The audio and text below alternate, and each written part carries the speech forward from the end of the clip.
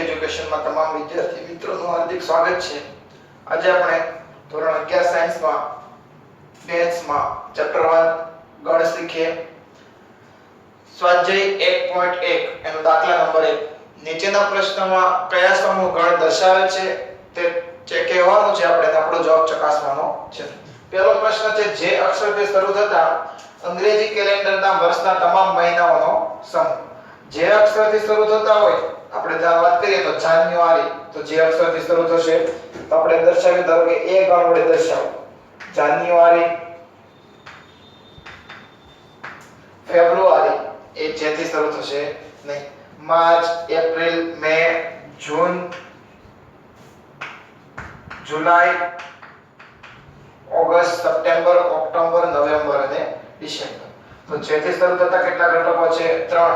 જે ચોક્કસપણે આપણે કહી શકીએ છીએ કે આ 3 ઘટકો જ આવશે, એમાં બીજા કોઈ આવશે નહીં, એટલે આપણે કહી શકીએ કે આપેલો ગણ છે એ ગણ દર્શાવે છે। બીજો, ભારતના 10 અતિ પ્રતિભાશાળી લેખકોનો સમૂહ। પ્રતિભાશાળી લેખકોનો સમૂહ। ભારતના 10 અતિ પ્રતિભાશાળી લેખકોનો સમૂહ। તો અતિ પ્રતિભાશાળી લેખકો એ કયા ફિલ્ડના લેખક છે એ આપણને ચોખવટ કરી નથી। ધારો કે પ્રતિભાશાળી કોને કહેવા એ પણ આપણને ડિફાઇન કરેલું નથી।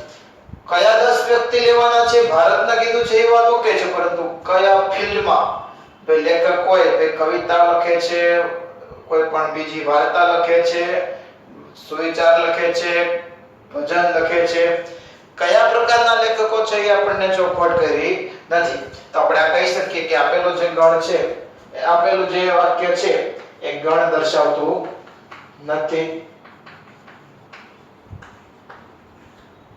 ત્રીજો પ્રશ્ન, દુનિયાના ક્રિકેટના ઉત્તમ 11 બેટ્સમેનોની ટીમ। દુનિયાના ક્રિકેટના ઉત્તમ 11 બેટ્સમેનોની ટીમ। દુનિયાના ક્રિકેટના ઉત્તમ 11 બેટ્સમેનની ટીમ। તો ભાઈ ઉત્તમ કોને કહેવા, કોણ નક્કી કરશે એ કંઈ પણ આપણને ચોખવટ કરેલી નથી, એટલે આપણે કહી શકીએ કે ગણ દર્શાવતું નથી।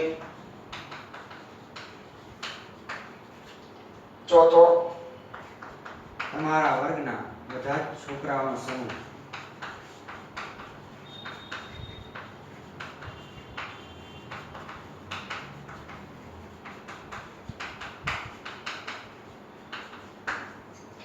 તમારા વર્ગના બધા જ છોકરાઓનો સમૂહ।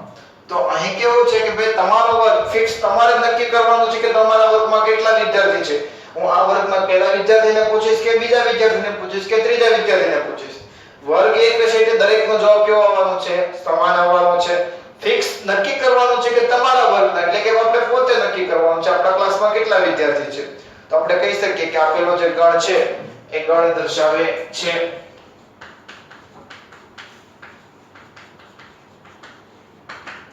પાંચમો,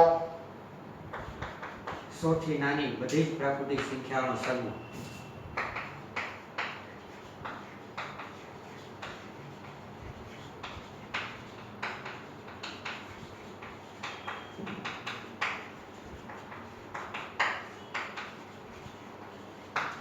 સૌથી નાની બધી જ પ્રાકૃતિક સંખ્યા। તો પ્રાકૃતિક સંખ્યા શરૂઆત ક્યાંથી થાય? 1, એટલે આપણે લેવાની છે કેવી?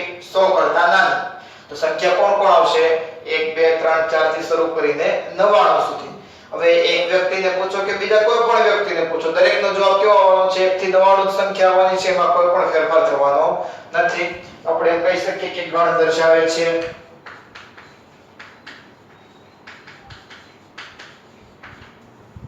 છઠ્ઠો, લેખક મુનશી પ્રેમચંદે લખેલી બધી જ નવલકથાઓનો સમૂહ।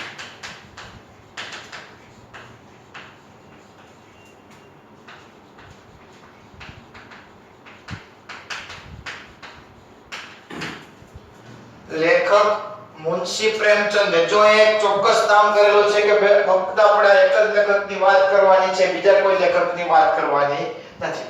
તો કોઈ એક ચોક્કસ લેખકની વાત કરે તો આપણે એની ડિટેલ કા જાણી શકીએ. ધારો કે હું એમ કહું કે મેં ભણાવેલી સ્કૂલનું નામ અથવા તો આ ભાઈ વ્યક્તિના ઘરના સરનામા કેટલી જગ્યાએ ઘર ફેરવેલું છે અથવા તો કેટલા ધોરણ ભણેલા છે. કોઈ એક ચોક્કસ વ્યક્તિની વાત કરવામાં આવે ત્યારે આપણે કહી શકીએ કે આપેલું પદ એ વ્યાખ્યાયિત છે એટલે આપણે એને ગણ કહી શકીએ છીએ. ગણ દર્શાવે છે. સાતમો બધા જ યુગ્મ પૂર્ણાંકોનો સમૂહ.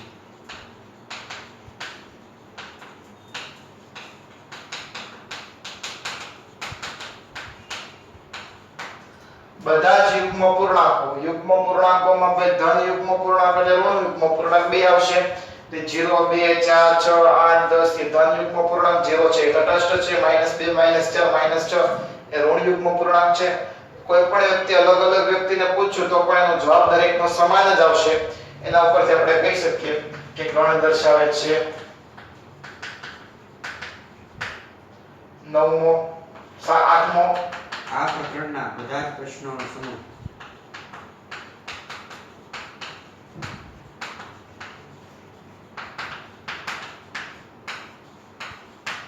આ પ્રકારના બધા જ પ્રશ્નોનો સમૂહ આપણે ચોક્કસ જાતે નક્કી કરી શકીએ છીએ ગણીને, અને એ જવાબ દરેક વિદ્યાર્થીને સમાન જ આવવાનો છે.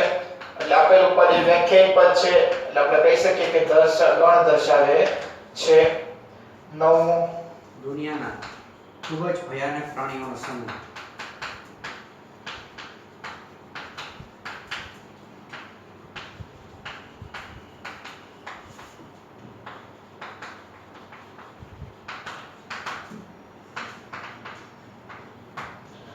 ભયાનક પ્રાણીઓનો સમૂહ. ખૂબ જ ભયાનક પ્રાણીઓનો સમૂહ. તો ભયાનક પ્રાણી કોને કહેવાય? બે ડરામણા હોય એને ભયાનક કહેવાય. શિકારી જોરદાર હોય, મોટા કદના હોય એને ડરામણા કહેવાય. સિંહ વાઘ છે એને ડરામણા કહેવાય. મગરને ડરામણી કેવી કોને ડરામણા કહેવાય કે ચોખવટ પાડી છે નહીં. એટલે આપણે કહી શકીએ કે આપેલું પદ વ્યાખ્યાયિત નથી એટલે ગણ દર્શાવતું નથી. પ્રશ્ન 2 એ બરાબર કૌંસમાં સબળિયા કૌંસમાં 1 2 3 4 5 6. એ બરાબર 1 થી 6. લો ખાલી જગ્યામાં યોગ્ય સંજ્ઞા belongs to અથવા not belongs to મૂકો. ખાલી જગ્યામાં યોગ્ય સંજ્ઞા belongs to અથવા does not belongs to મૂકો. તો સૌપ્રથમ વિદ્યાર્થી મિત્રો belongs to અને not belongs to આપણે પહેલા અર્થ સમજીએ કે belongs to આનો અર્થ થશે માં હોવું અને does not belongs to આનો અર્થ થશે માં નથી. એટલે જ્યારે એક વસ્તુ બીજી વસ્તુની અંદર હોય, ધારો કે આપણે થાળીમાં રોટલી શાક કોઈ પણ વસ્તુ મૂકીએ, ધારો કે થાળીમાં મારી છે રોટલી શાક અને હું કહું રોટલી, તો થાળીમાં છે આપણે એમ કહી શકીએ માં હો. તો જે વસ્તુ થાળીની અંદર છે એના માટે belongs to આવશે, જે વસ્તુ થાળીમાં નથી એના માટે not belongs to આવશે. અહીંયા પણ એવું છે. ગણ એ એમાં કેટલા ઘટકો છે? 6 ઘટકો. તો હું 1 માટે પૂછું તો belongs to આવશે, 2 માટે પૂછું તો પણ belongs to આવશે, 3 માટે પૂછું તો પણ belongs to આવશે, 4 માટે પૂછું તો પણ belongs to આવશે, 5 માટે પૂછું તો પણ belongs to આવશે, 6 માટે પૂછું તો પણ belongs to આવશે. પરંતુ આ 6 સભ્યો સિવાયના બીજા કોઈ સભ્યની વાત કરીએ તો જવાબમાં શું આવશે?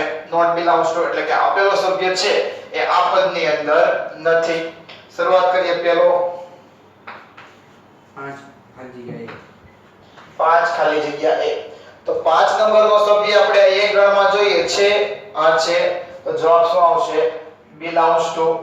બીજો 8 ખાલી જગ્યા 8 ખાલી જગ્યા 1. 8 નંબરનો સભ્ય આ ગણમાં છે નથી, તો શું જવાબ આવશે? does not belongs to. ત્રીજો 0 કૌંસ ખાલી જગ્યા 0 નંબરનો સભ્ય ગણમાં છે તો કે નથી, તો does not belongs to. 4 ખાલી જગ્યા 4 નંબરનો સભ્ય ગણમાં છે હા છે, તો જવાબ આવશે belongs to. 2 ખાલી જગ્યા 1 2 નંબરનો સભ્ય આ ગણમાં છે તો કે belongs to a 10 ખાલી જગ્યા 10 નંબરનો સભ્ય આપણે ચેક કરીએ તો 6 સુધી જ છે કે 10 નંબરનો સભ્ય નથી તો does not belongs to a. પ્રશ્ન નંબર 3 નીચેના ગણોની યાદીની રીતે લખો ગણોને યાદીની રીતે લખો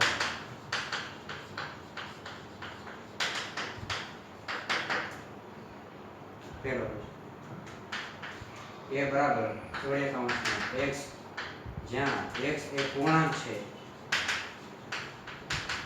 અને -3 less than x less than 7 જોડે કૌંસ x એ પૂર્ણાંક એટલે z જેમાં ધન પૂર્ણાંક ઋણ પૂર્ણાંક અને શૂન્યનો સમાવેશ થશે -3 less than x less than 7 એટલે -3 થી મોટી અને 7 કરતા નાની -3 થી મોટી એટલે -2 -1 0 1 2 3 4 5 અને 6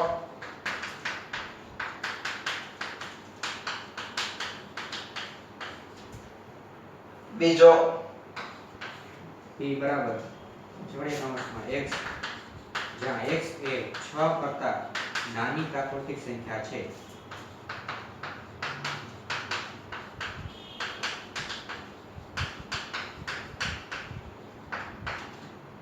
6 કરતા નાની પ્રાકૃતિક સંખ્યા તો પ્રાકૃતિક સંખ્યા 1 થી શરૂ થશે અને 6 કરતા નાની એટલે 5 સુધી આવશે ત્રીજો c બરાબર જોડે કૌંસમાં x જ્યાં x એ જેના અંકોનો સરવાળો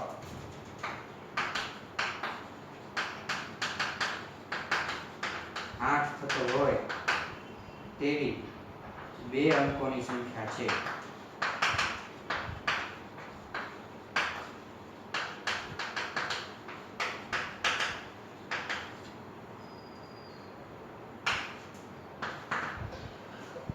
બે અંકોની એવી સંખ્યા લઈએ કે જેનો સરવાળો કેટલો થતો હોય 8 તો ધારો કે હું 1 લો તો બીજો અંક 7 આપો એટલે સરવાળો 8 થશે એટલે પ્રથમ સંખ્યા 17 થશે ધારો કે પ્રથમ અંક 2 લો તો 2 અને 6 એટલે 8 થઈ ગયા 3 અને 5 4 4 5 3 6 2 7 1 અને 8 0 આ તમામ સંખ્યા બે અંકની છે અને કોઈ પણ સંખ્યા લેશો અને એનો અંક સરવાળો કરશો તો એ હંમેશા કેટલો મળશે 8 ચોથો d બરાબર જોડે કૌંસમાં x જ્યાં x એ 60 નો ધન અવયવ હોય તે 60 નો ધન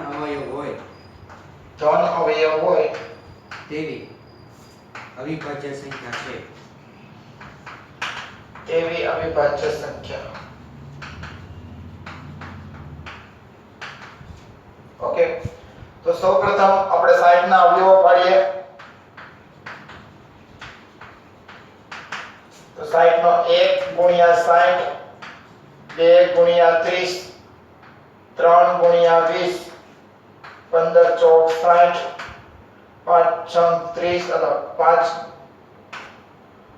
12 પંજા 60 6 ના ઘડિયામાં 6 દાણા 60 7 ના ઘડિયામાં નહીં આવે 8 નહીં આવે 9 પણ નહીં આવે 10 માં 10 60 એટલે ટોટલ એના અવયવો પડ્યા 1 2 3 4 5 6 10 12 15 20 30 અને 60 એમાંથી આપણે અવિભાજ્ય સંખ્યા લખવાની છે તો અવિભાજ્ય અવયવ એટલે ગણ આપણો d એક તો તટસ્થ છે 2 3 અને 5 આ તમામ સંખ્યા કેવી છે અવિભાજ્ય 4 વિભાજ્ય છે 6 પણ વિભાજ્ય છે આ બધી સંખ્યા પણ કેવી છે વિભાજ્ય પછી પાંચમો e બરાબર ટ્રિગોનોમેટ્રી શબ્દના મૂળાક્ષરોનો ગણ ટ્રિગોનોમેટ્રી TRIGONOMETRY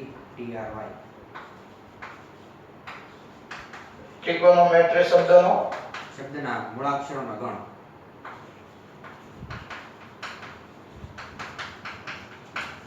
રેડી છે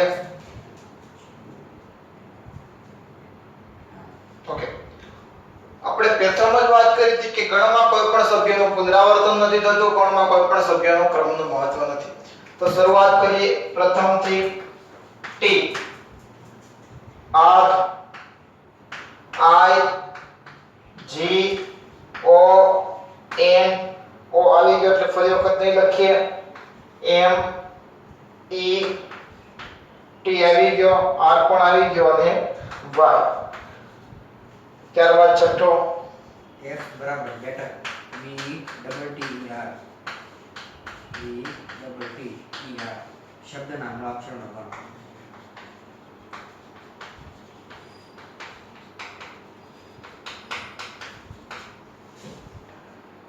ઉપરની જેમ જ બી ઈ ટી ટી આવી ગયો, ઈ પણ આવી ગયો અને ફક્ત આર છે. Okay, thank you.